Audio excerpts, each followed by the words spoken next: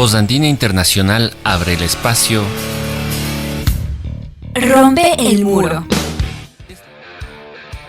Buenas noches, queridos radioescuchas de su programa educativo Rompe el Muro. Como cada jueves a las 7:30 de la noche nos damos cita para conversar de un tema relevante en la educación. Hoy, sin duda, relevante, importante, es el regreso a clases. En una época de COVID y las decisiones de la ministra de Educación y de otras autoridades para este retorno. Han pasado casi 2 años desde el inicio del COVID.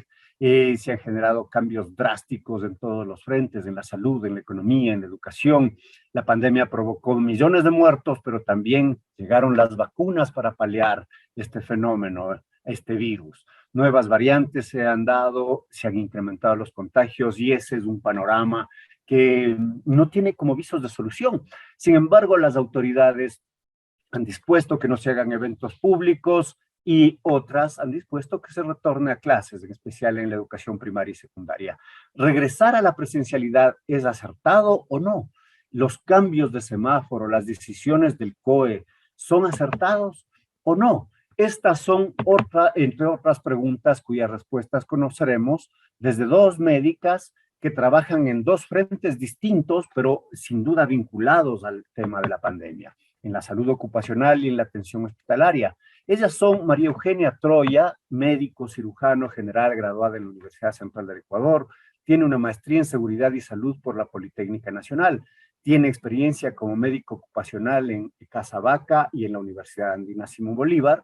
Nuestra otra invitada es la doctora Flor García Muñoz, médico general graduada en la Universidad Rómulo Gallegos de Venezuela, tiene un posgrado en docencia universitaria por la Universidad Internacional Iberoamericana de México, epidemiología hospitalaria y clínica por la Universidad Andina Simón Bolívar de Bolivia. El cargo actual es médico epidemiólogo del Hospital General Enrique Garcés.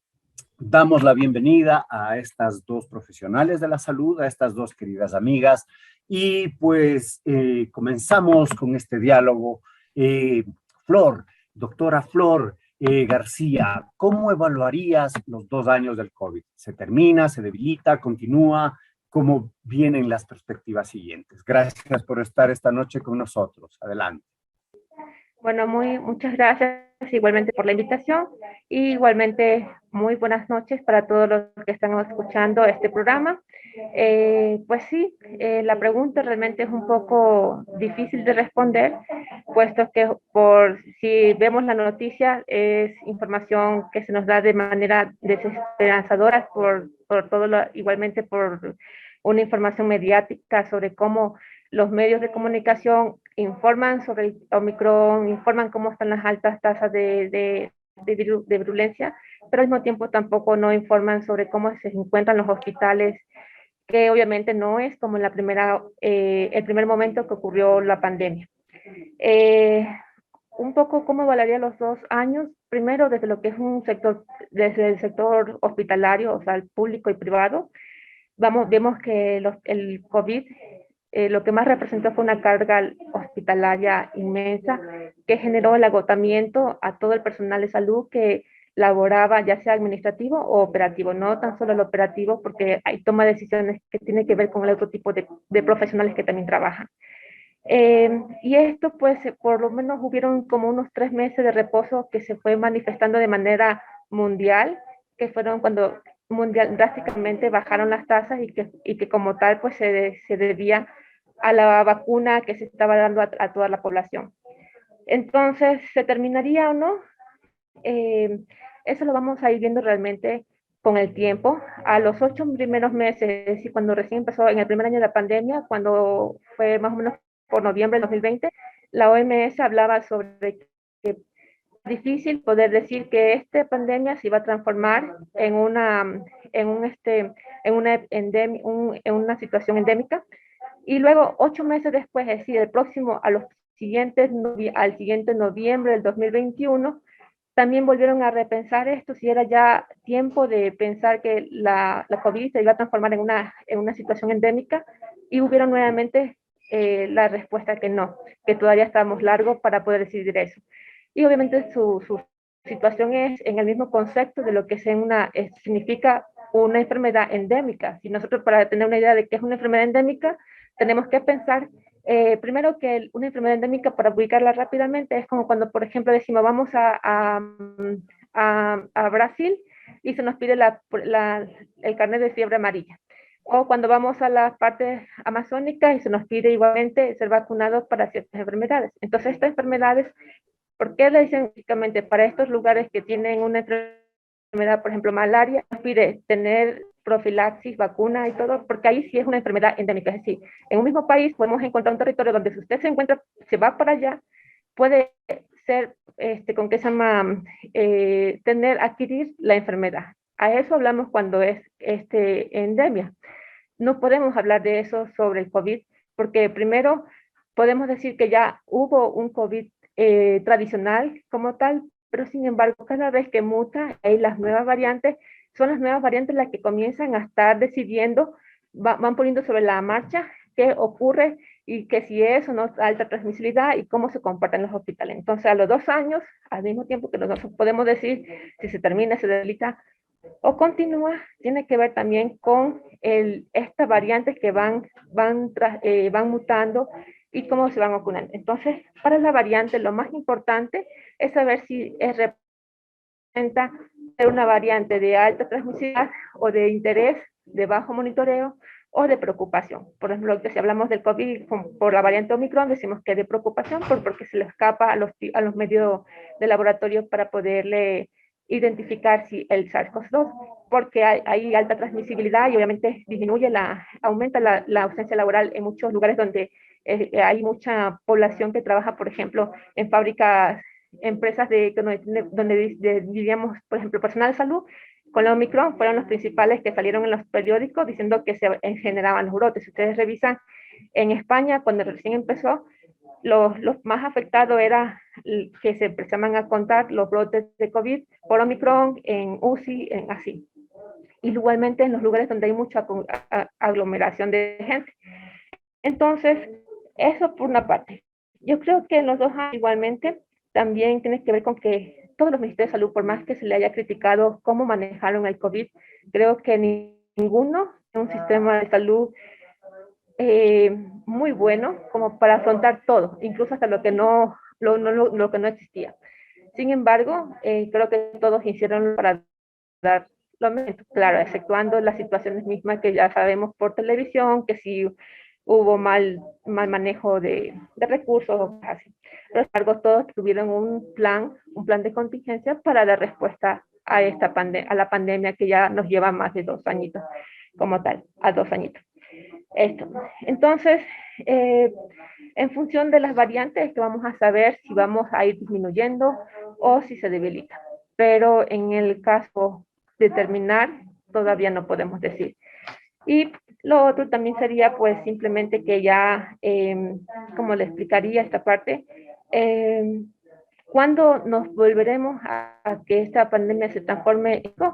Todavía no lo sabemos, pero lo que científicos, por los artículos que se han ido ofertando desde la academia, es de que la vacuna sigue siendo una solución a corto plazo. ¿Para qué? Para que no haya eso que vivimos en la primera experiencia, que fue de el colapso total de todas las instituciones de salud. Es decir, que va a haber menos posibilidades, si bien la vacuna no es que previene como todas las vacunas, que en su composición dice que tiene que ser para prevenir enfermedades, sí tenemos una vacuna que previene la posibilidad de que los casos que normalmente sin vacuna tendrían que ir a hospitalizaciones o a ingresar a UCI o también su desenlace fatal, con la vacuna pues ya no se ocurra eso. Entonces tenemos una vacuna que nos ayuda por lo menos a disminuir el ingreso como tal a los servicios de hospitalización. Pero algo esperamos es que estas vacunas, que hasta el momento no recuerdo bien si eran como 331 vacunas que ya la OMS para diciembre había dicho que se encontraban como tal en desarrollo.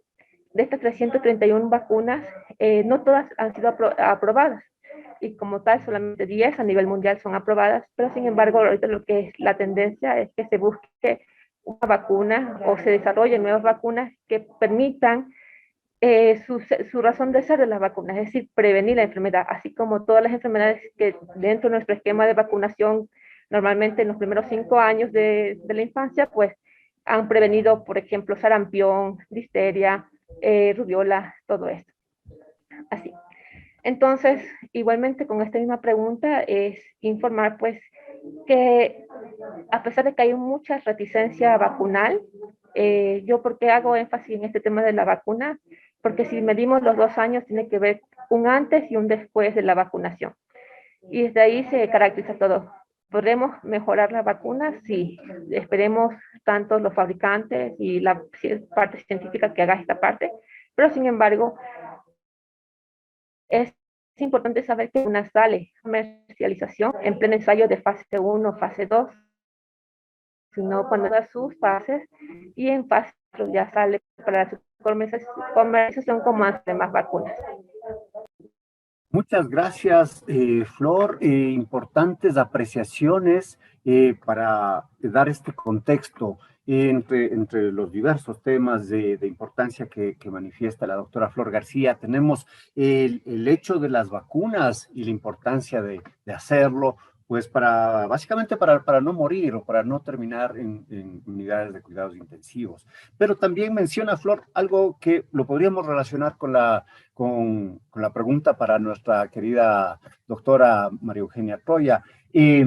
Nos dice que eran los espacios cerrados laborales donde que fácilmente se propaga el virus con agilidad y contamina a todos los presentes. Querida María Eugenia, buenas tardes, buenas noches. Qué gusto estar contigo en esta noche.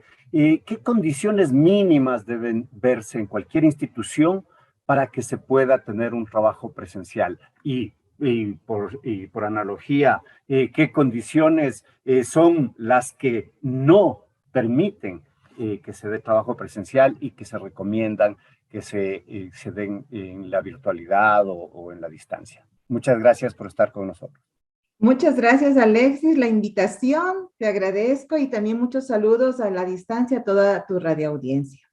Y bien, pues sí, como estamos conversando, después de casi 2 años de pandemia es importante que ya tengamos una población educada y responsable en cualquier ámbito laboral. Eso me parece a mí sumamente básico.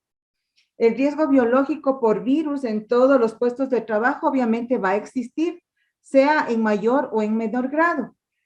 Por ejemplo, los médicos, personal médico, paramédico, obviamente ellos tienen mayor riesgo, en tanto que otros es mucho menor, ¿no? Si bien es cierto, se elaboran protocolos de bioseguridad, estos no van a eliminar la causa.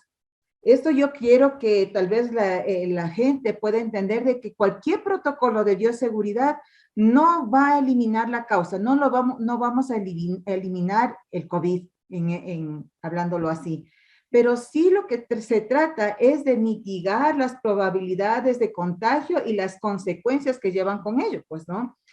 Como bien dice la doctora Flor, estamos yendo a cada rato a los centros de atención de emergencia, los hospitales, centros de atenciones públicos o privados, y eso conlleva una sobrecarga laboral también para el personal médico. Y los recursos, obviamente, que con esto conllevan. Pero para elaborar un protocolo de bioseguridad, todas las empresas, no solamente en las empresas, sino instituciones públicas, privadas, de educación, deben tener por lo menos, todas las personas deberán tener un respeto y un cumplimiento a las normas que se determinan ahí. Yo creo que eso es sumamente importante para la población, porque a todas las empresas se nos exige que tengamos esto como una norma, ¿no es cierto? Algo por escrito. Pero si las personas no están apersonándose de este protocolo, entonces muy poco van a poder, digamos, vamos a tener un poco control de ello. Entonces, básicamente un protocolo de bioseguridad debe ser evaluado para cada puesto de trabajo, en forma general, pero también en forma individual. Obviamente se van a considerar, como todos sabemos, las áreas, los tamaños, en cuanto a espacio físico que cuenta un trabajador. Y obviamente la ventilación, la direccionalidad del viento, para dónde va todas esta, digamos, la circulación del aire, cuántas personas dentro de estas habitaciones o dentro de estas áreas de trabajo van a estar. Y obviamente si es que la persona está más expuesta, digamos una persona que está en la área de la recepción, alguien que está dando información en forma permanente al público, obviamente su riesgo va a ser un poco mayor y se tendrá que dotar de pantallas divisorias, ¿no? O pantallas protectoras faciales. Importantísimo en los lugares de trabajo también contar con buenas baterías sanitarias, que se cuente con agua potable en forma permanente. Se ha visto que inclusive algunas escuelas no cuentan con baterías sanitarias apropiadas. Es increíble a estas alturas del partido poder identificar eso en la comunidad. Es importante también que dentro del protocolo se vea la gestión organizacional.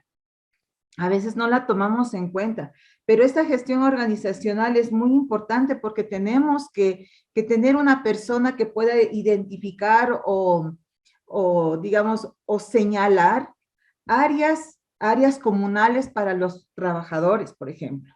Áreas comunales, cuántas personas deben estar ahí, qué sectores del trabajo pueden ocupar esa área, cuántas personas pueden ir al bar de la empresa, cuántas pueden estar en los comedores. Es importante poder realizar horarios de asistencia a los comedores, horarios para que vayan a los vestidores también, que son zonas donde la gente tiende a relajarse, ¿no? Piensa que ya no están en el trabajo, pero están en el vestidor y se comienzan a sacar la ropa de trabajo por la de casa, y ahí se sacan las mascarillas y los vestidores generalmente son espacios pequeños, con muy poca ventilación, a veces inclusive sin sol que ingrese. Entonces realmente la parte organizacional es importante en este momento. El técnico en seguridad o el médico ocupacional también tiene que observar estas áreas para dar su criterio técnico. Obviamente, aparte de los horarios, siempre es importante conocer un responsable del área organizacional. ¿Por qué? Porque las personas o trabajadores deben dirigirse a ella para comunicar sus necesidades o para comunicar alguna observación en salud que hayan visto, ¿no? De pronto que ya no hay alcohol, que ya las personas no están ocupando las mascarillas adecuadamente. Entonces, eso es importante. Saber si es que alguien baja, si falta porque ya tiene alguna sintomatología respiratoria sospechosa, saben a quién llamar. Y esa persona obviamente le direccionará tal vez al IES que le corresponde o a su médico ocupacional para darle las directrices apropiadas. Así que en cuanto a esta pregunta, pues me parece que las condiciones mínimas son las que nos han venido diciendo con algunos detallitos más que les acabo de explicar. No, muchas gracias, María Eugenia. Detalles importantes, como han escuchado, queridos radioescuchas, detalles importantes como el no sacarse la mascarilla, aún cuando ya estamos en el vestidor. Son espacios pequeños y son espacios para contaminarse, si es que por mala suerte alguno de nuestros colegas está pues con el virus, ¿no? Son dos apreciaciones iniciales que hemos escuchado desde las voces de Flor y de María Eugenia acerca de este diálogo que tenemos esta noche sobre el COVID, el regreso a clases y en general el COVID y el regreso a la actividad, entre comillas, normal, a la actividad productiva, a la actividad recreativa, etcétera. Para continuar con este diálogo, seguimos luego del siguiente corte musical de esta primera canción en su programa educativo Rompe el Muro. Volvemos en un momento.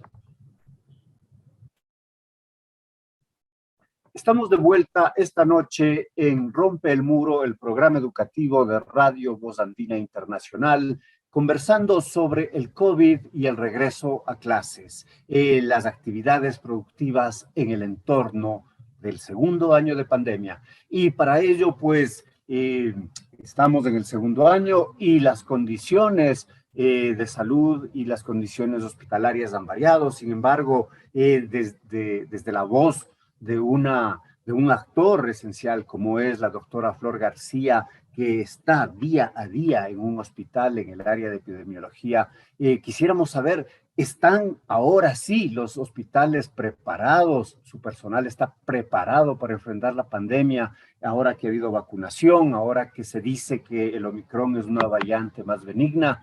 ¿O por el contrario es aún crítico el panorama? Algo nos contabas, Flor, en tu primera intervención, pero quizás ampliar sobre esto que es un tema importantísimo en estos tiempos.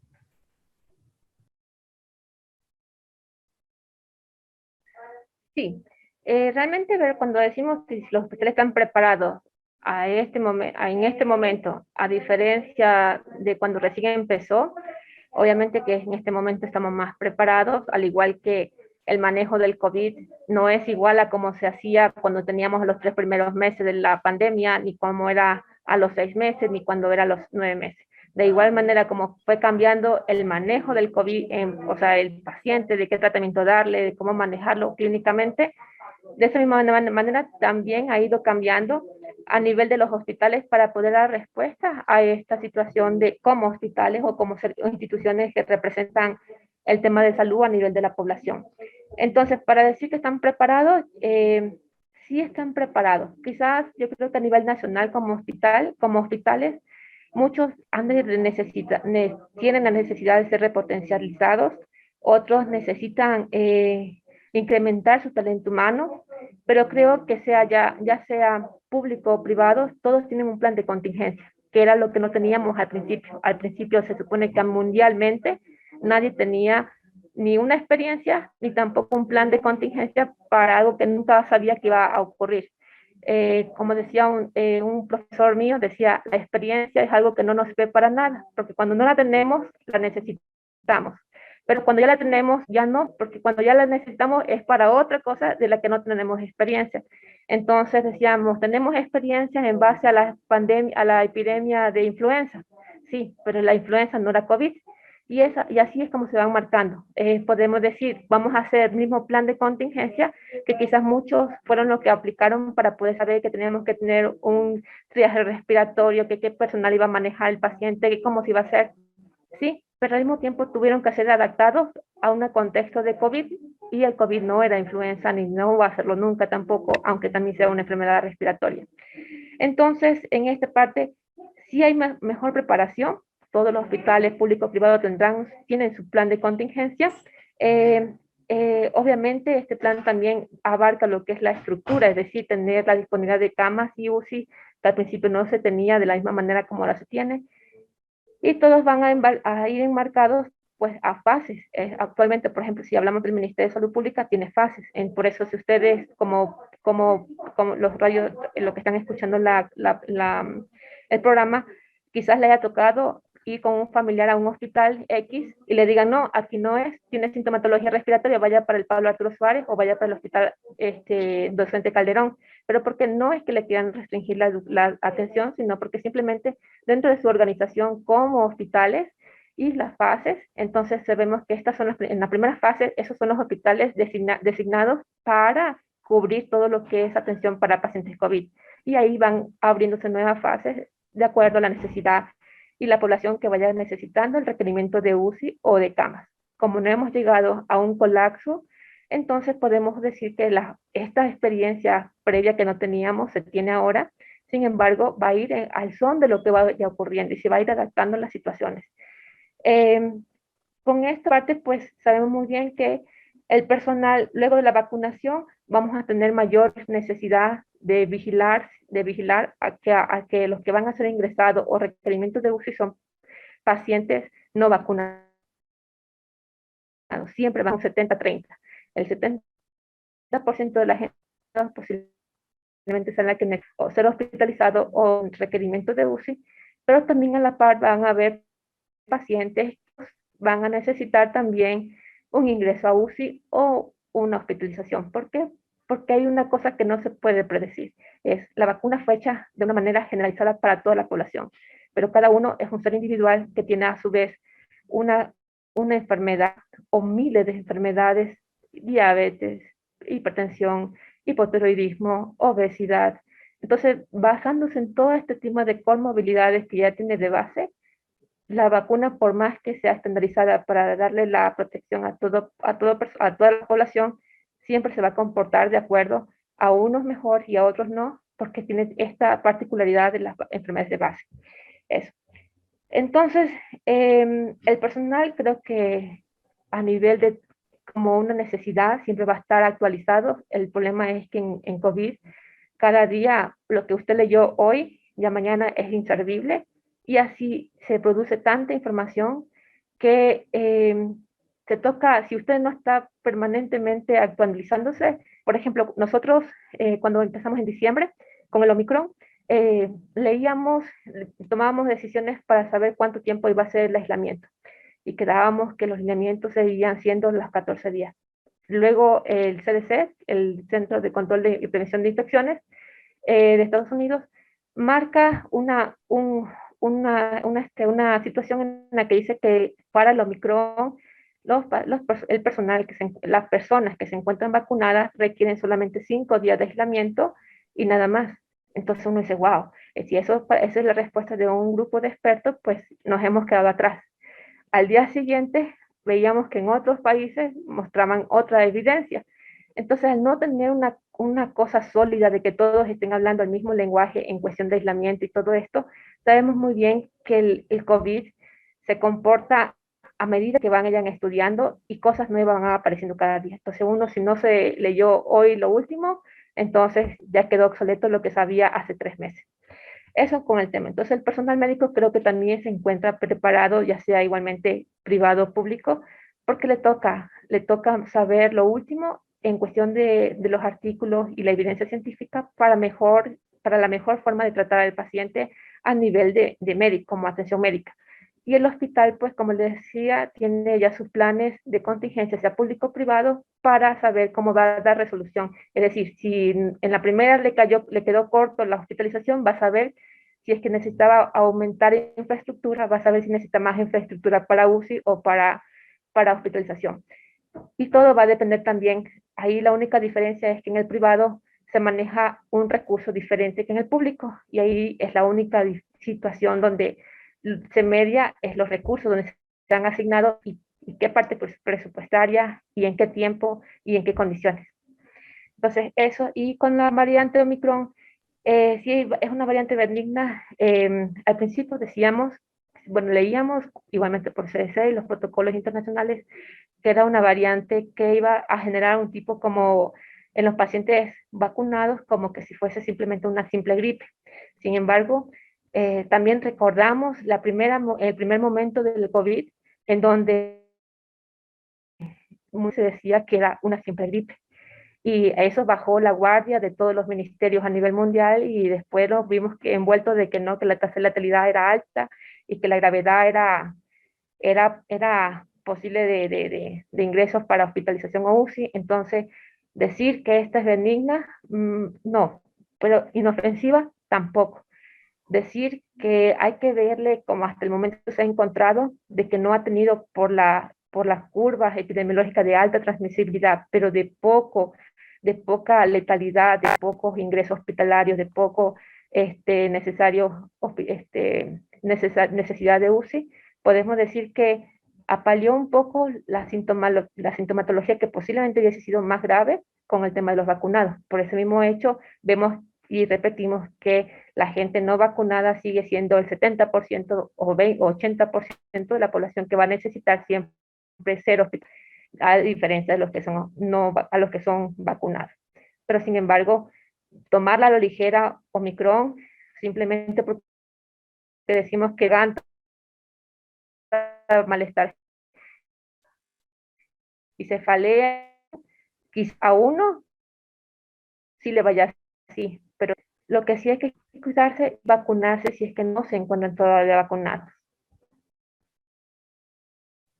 Muchas gracias, mi querida Flor. Queridos radioescuchas, ustedes han visto, ojo, no tomar a la ligera, por un lado, la variante esta Omicron. Asimismo, como ustedes han conocido pues de primera mano el proceso de distribución de responsabilidad, el proceso hospitalario que se ha dado gracias a la experiencia que se ha tenido ya y por supuesto, gracias a al estudio y al trabajo incansable de nuestros profesionales de la salud, los médicos, quienes han asumido la salud de todos nosotros en este proceso.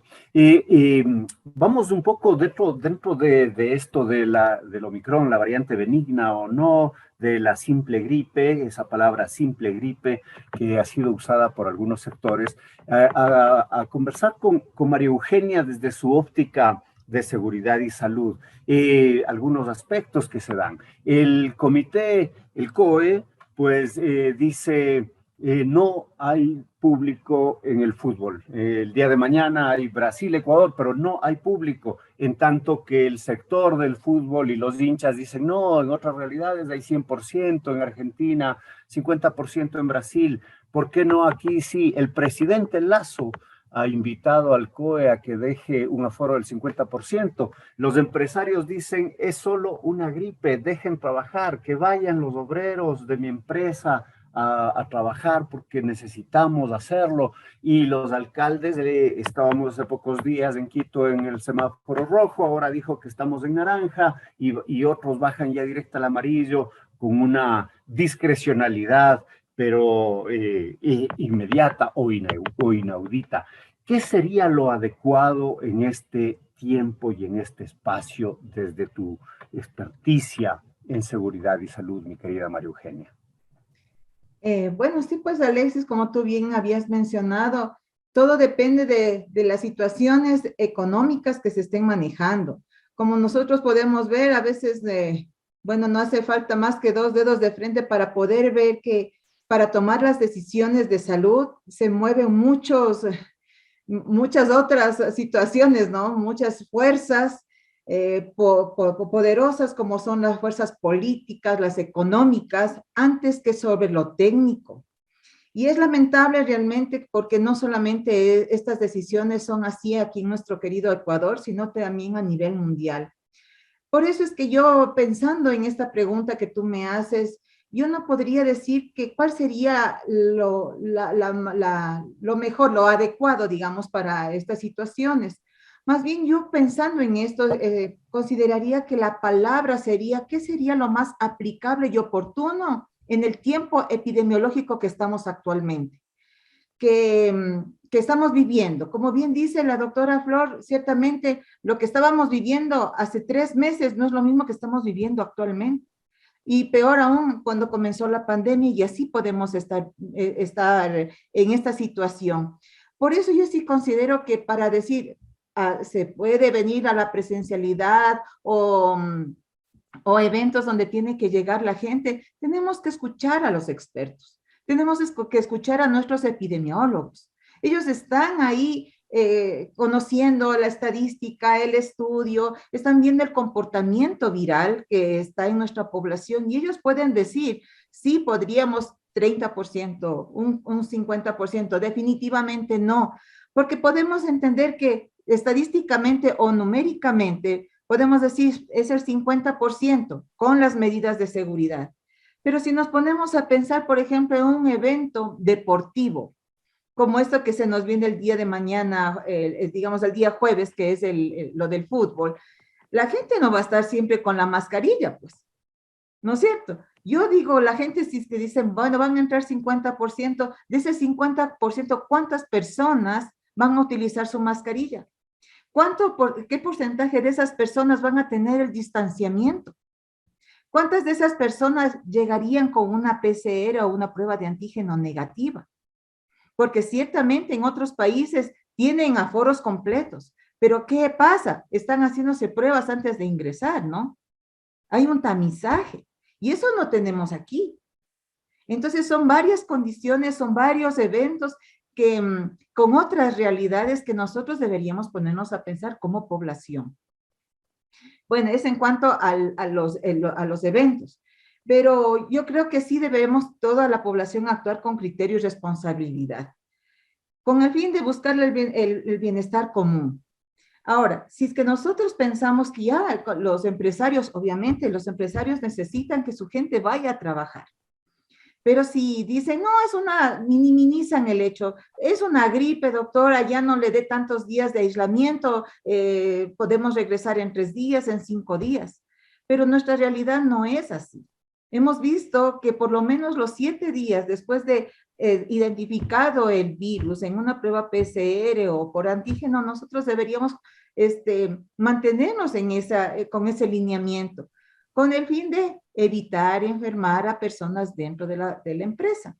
Pero si nosotros les decimos económicamente lo que un empresario puede perder, eso es lo más importante. Por eso el médico y el técnico tiene que decirles. A ver, viene una persona que no ha terminado su tiempo de aislamiento y posiblemente nos vaya a contagiar. El Omicron puede contagiar entre 8 a 10 personas, si es que no tenemos las debidas precauciones. Entonces, eso quiere decir que dentro de nuestra empresa, nuestra querida empresa, van a estar entre 8 y 10 personas contagiadas. Y ya no van a ser 7 días de aislamiento, sino que van a ser más. Van a ser 70 días de aislamiento. Y eso corresponde a cuántas horas de trabajo y cuántas horas en dinero que representa para una empresa. Entonces, si estamos pensando que económicamente nos está yendo mal porque no está yendo la gente a trabajar, pues pensemos cuánto me va a representar o cuánto va a representar para el empresario 70 días de ausencia de sus empleados, porque son 7 o 10 personas que se contagian y cada uno tendrá que tener sus días de aislamiento correspondientes. No todas las personas tienen su mismo, vale su hora de trabajo igual. Si es un gerente, obviamente saldrá más. Si es un personal operativo, pues será un poquito menos, pero todo eso influye en la parte económica de la empresa. Por otra parte también, si guardamos nosotros las debidas medidas de bioseguridad, el retorno no puede ser tampoco decir, no podemos regresar y no podemos regresar. Entendamos también que nosotros tenemos que cuidar nuestra salud psíquica. El ser humano tiene la salud física, psíquica, emocional. Y como entes sociales que somos, nosotros necesitamos estar en contacto con la gente. Pero esto no puede ser una llave para que nosotros no nos olvidemos de las medidas de bioseguridad.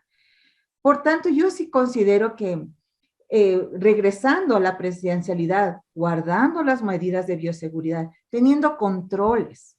Es importante que alguien dentro de una empresa tenga un control, no como tipo sancionatorio, no para poner multas, etcétera, o botarles del trabajo, no, sino para tener un control y saber si nos está dando resultado las medidas de bioseguridad que estamos llevando.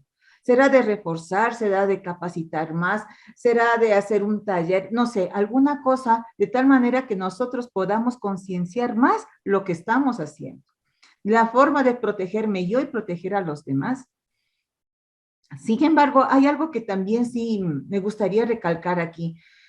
Recordemos que nosotros para llegar a nuestro puesto de trabajo en la presencialidad necesitamos movilizarnos.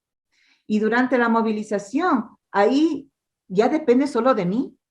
Ya depende de mi seguridad, de si es que yo voy a estar hablando por teléfono en el carro, me quito la mascarilla para comer lo que me están vendiendo en el bus, etcétera. Eso ya es mi responsabilidad. Y ahí sí, yo me haré responsable de que ocupé o no ocupé bien mis medidas.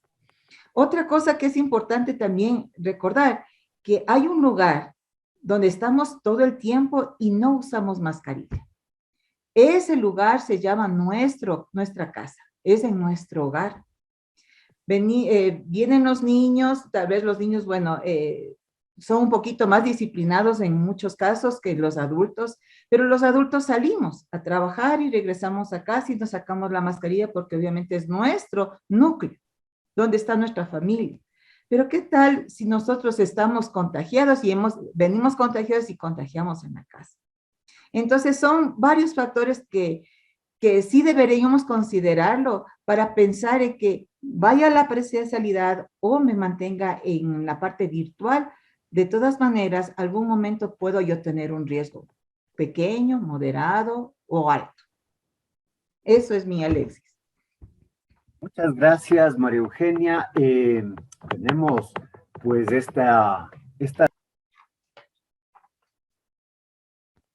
tenemos estos consejos también hasta cierto punto que no son útiles. En el transporte público, no hablar por teléfono, tratar, es un espacio cerrado, tratar de usar la mascarilla. Igualmente, tener todas las precauciones y estas perspectivas a empresarios, microempresarios, dar un descanso de 7 días a uno puede significar ahorrarse 70 días de descanso a 10 posibles futuros contagiados. Vamos a una segunda pausa musical y continuamos en este diálogo sobre el retorno a clases y a las actividades productivas en el contexto del COVID, en el contexto de la pandemia.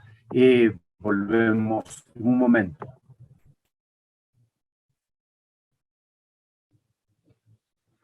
En su programa educativo Rompe el Muro por Radio Voz Andina Internacional, dialogamos con la doctora Flor García y la doctora María Eugenia Troya sobre el retorno a las actividades productivas, el retorno a clases en este contexto del segundo año de la pandemia del COVID-19 y ya específicamente luego de un importante contexto que nos ha dado tanto Flor como María Eugenia. Mi querida Flor, se dice que no deberían los chicos volver a clase desde varios argumentos, porque no tienen vacuna, porque son muchos asintomáticos, pero muy contagiosos, pueden ser transmisores del virus a sus docentes. En fin, hay varios pues, argumentos para no volver a clase y otros contraargumentos que dicen que pues no hay ningún problema y debe hacerse. Ya hemos perdido mucho tiempo, debemos regresar. Las preguntas clave, ¿se debe volver o no?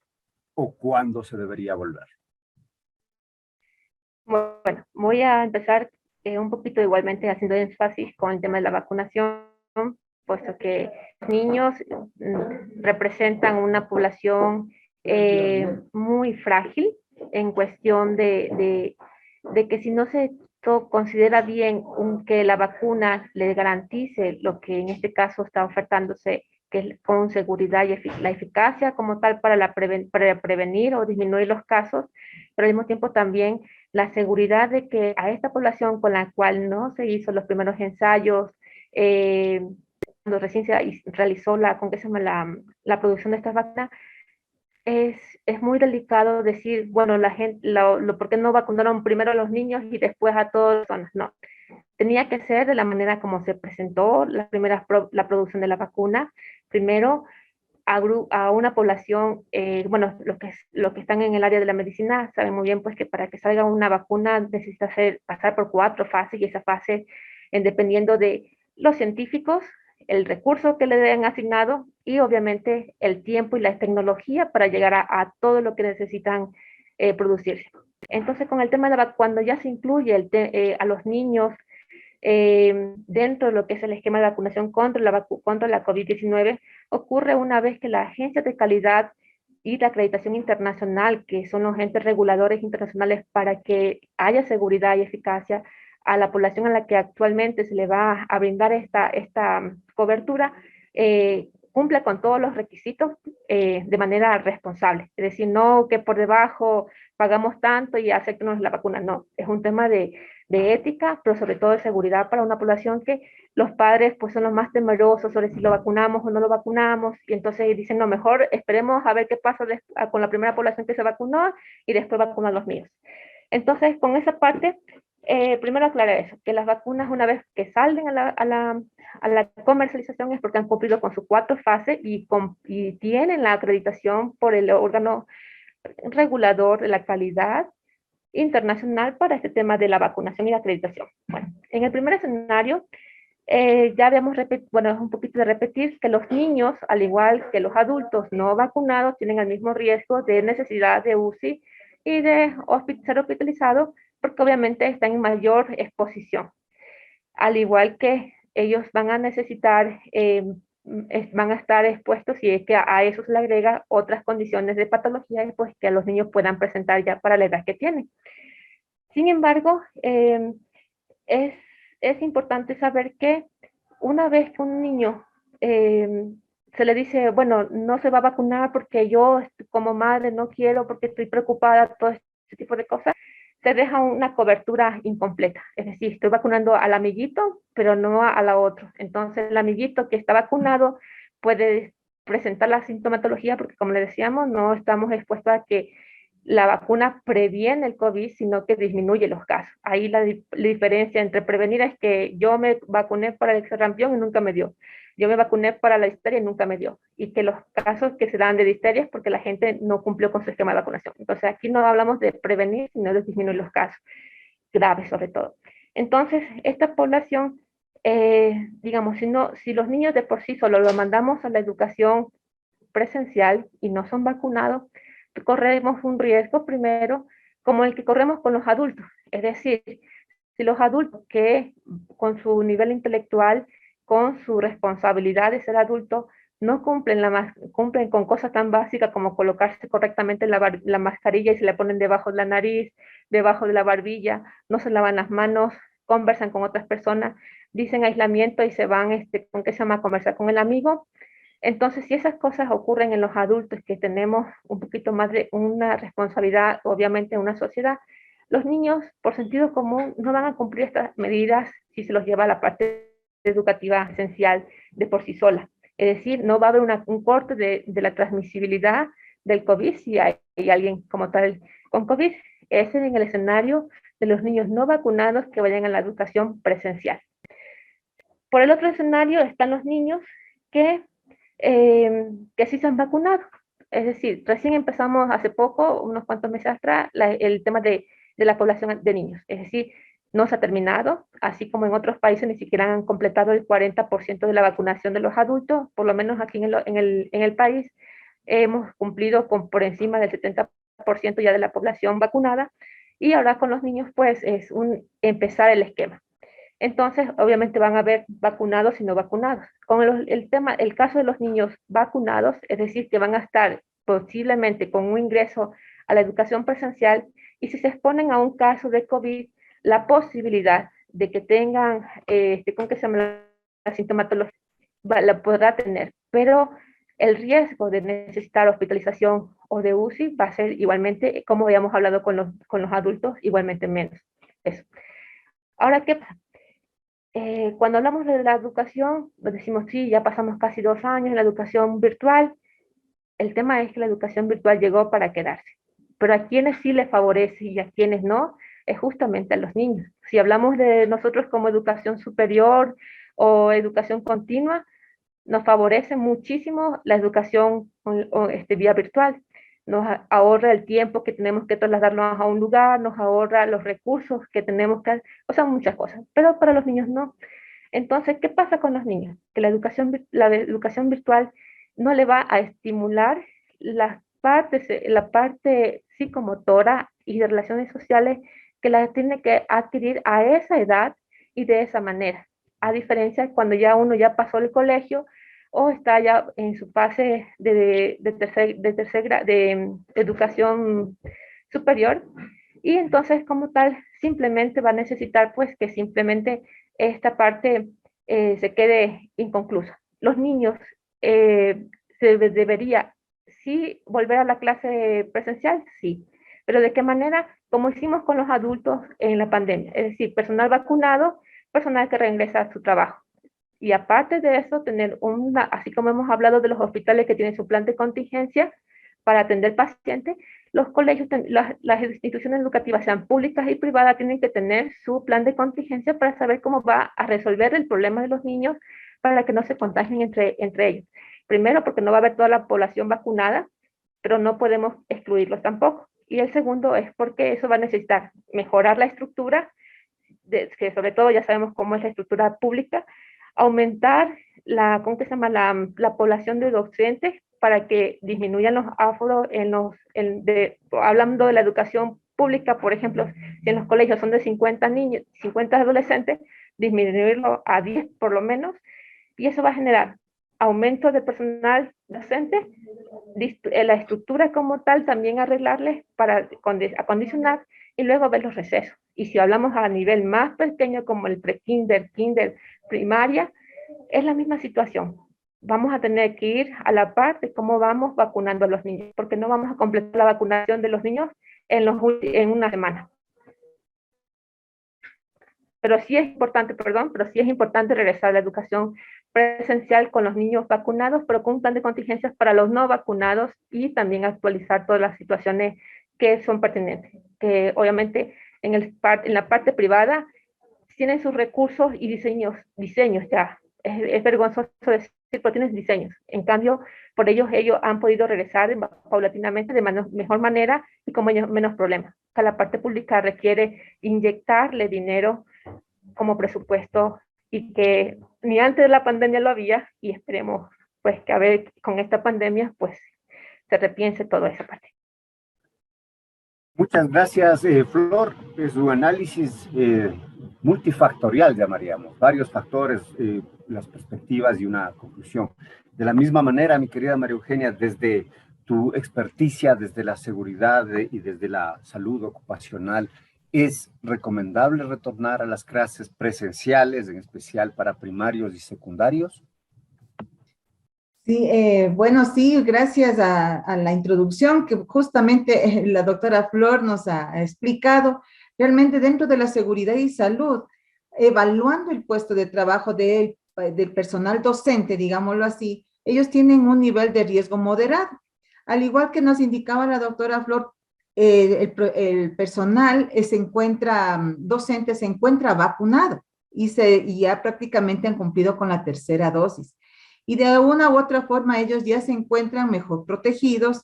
Sin embargo, como dice la doctora, hay niños que posiblemente no van a estar vacunados, ¿no? Y ellos también pueden, o que no cumplen con las normas de bioseguridad adecuadamente y podrían todo el mundo, en cierta manera, exponerse. Es de entender también de que los protocolos son un poco más estrictos, ¿no? Y deberíamos hacerlos cumplir junto con los niños. Como bien decía la doctora también, el niño a partir de los 6 años de edad, 7 años, ya tiene que tener un tiempo, tiene que madurar emocionalmente dentro de la parte de la socialización. Y si nosotros estamos limitando esto en un proceso normal digamos, por esta situación mismo de salud que tenemos, pero si no nos relajamos un poquito y somos un poquito más condescendientes y tenemos que nosotros, obviamente, mantener las medidas de bioseguridad, ¿qué es lo que va a pasar con nuestros niños? También, obviamente, como decía la doctora, cuando somos adultos ya la virtualidad nos favorece, pero no es así con los niños ni nuestros jóvenes. Ellos sí necesitan.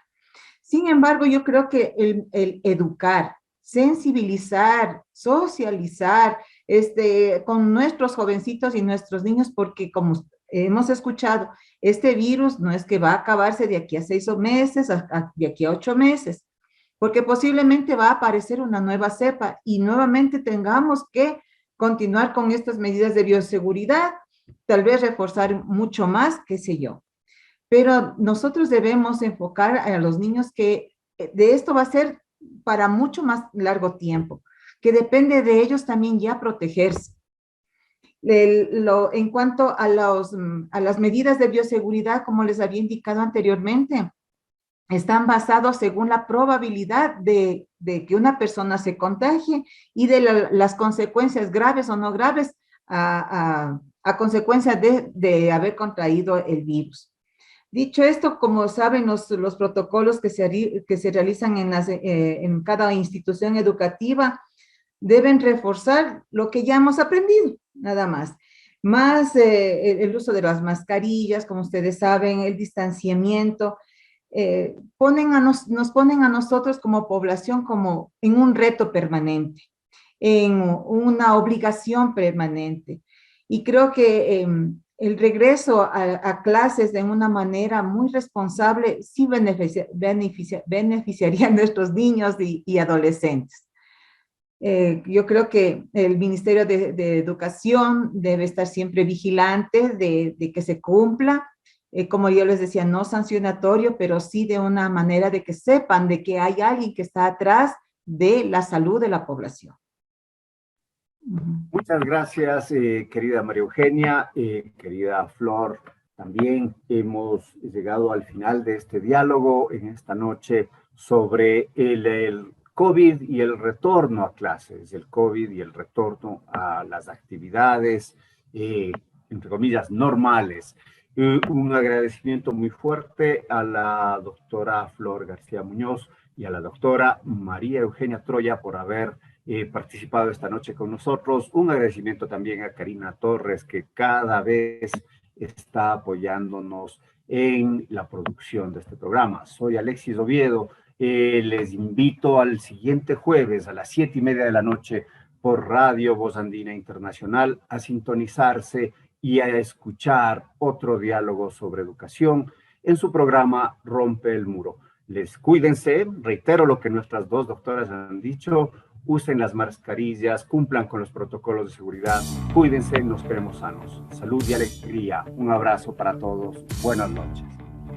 Quedamos agradecidos por su sintonía. El debate y análisis de los temas de la educación como un fenómeno social volverá a ustedes en una semana. Rompe el muro.